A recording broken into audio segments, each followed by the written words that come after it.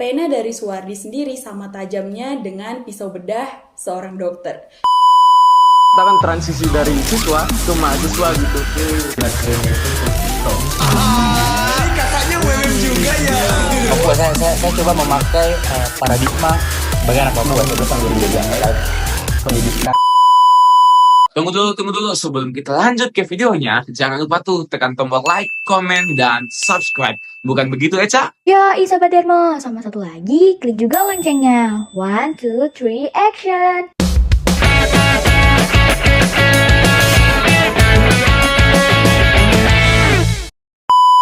Halo Sobat Dermo, kembali lagi di Dermo 40 bersama Nira di sini. Sekarang Dermo 40 sudah punya segmen terbaru loh. Segmen apa? Segmen barter.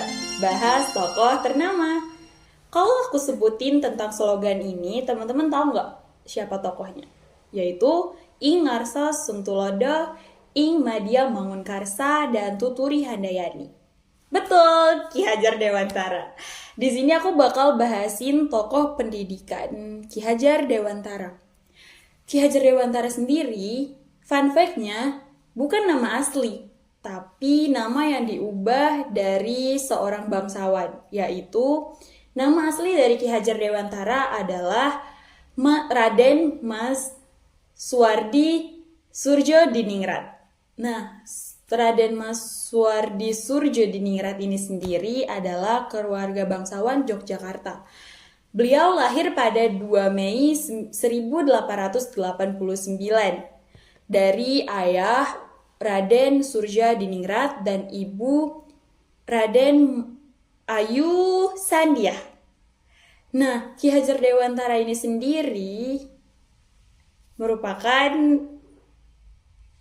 salah satu mahasiswa kedokteran di Batavia pada masa itu. Kenapa beliau bisa masuk dalam sekolah kedokteran padahal di masa itu pendidikan sendiri sangat amat susah bagi rakyat yang terdampak dari koloni.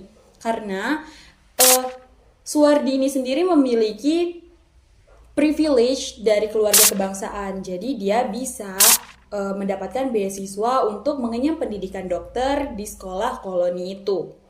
Nah, tapi kendalanya tuh bukan di situ doang. Karena pada saat mengenyam pendidikan, Suwardi mengalami sakit-sakitan sehingga pada saat itu tidak bisa mengikuti pembelajaran dengan baik dan beasiswa dari Suwardi dicabut. Setelah itu, Suwardi tidak bisa menjadi seorang dokter.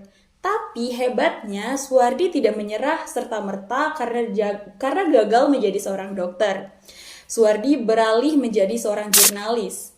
Menulis adalah keseharian dari Suwardi. Dan pena dari Suwardi sendiri sama tajamnya dengan pisau bedah seorang dokter. Di mana setiap tulisannya yang mengkritik dari koloni-koloni yang dianggap tidak adil terhadap warga atau masyarakat Indonesia pada saat itu.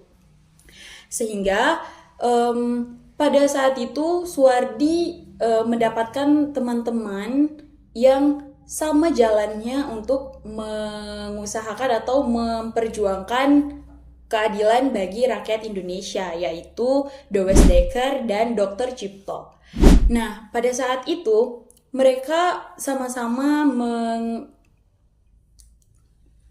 memperjuangkan hak-hak dari rakyat Indonesia. Sampai pada suatu waktu Suwardi mengeluarkan tulisan yang terkenal sekali sampai Belanda pun merasa marah dengan tulisan tersebut. Dalam bahasa Indonesia berjudul Andai Aku Seorang Belanda. Nah, pada saat itu, karena kemarahan Belanda yang merasa Suwardi sudah berlebihan dalam mengkritik Belanda, Suwardi beserta 2 temannya itu diasingkan ke negeri Belanda. Pada saat itu, Suwardi tidak hanya diasingkan, tapi juga sempat dipenjara di Belanda. Suwardi mendapatkan kiriman surat pada saat di dalam penjara yang berasal dari istrinya, di mana surat itu berisi reminder buat Suwardi kalau dia harus menjalankan janji yang sudah disampaikan kepada sang guru, yaitu untuk memperjuangkan memperjuangkan atau mendidik kaumnya yang tertindas. Nah, pada saat itu Suwardi seperti mendapatkan ilham dan terlahir kembali, sehingga pada saat dia kembali ke Indonesia, Suwardi bertekad untuk membangun sekolah yang pada saat itu disebut sebagai Taman Siswa. Nah, Taman Siswa ini diperuntukkan bagi masyarakat pribumi untuk mengenyam pendidikan. Seperti itu. Untuk mempermudah pendekatannya kepada masyarakat, disitulah Suwardi mulai mengganti namanya menjadi Ki Hajar Dewantara. Nah, aku rasa informasi yang aku sampaikan kali ini tentang Ki Hajar Dewantara cukup sampai di sini. Mungkin untuk ada tambahan, teman-teman bisa langsung komentar di kolom komentar, dan jangan lupa like dan subscribe. Sampai jumpa.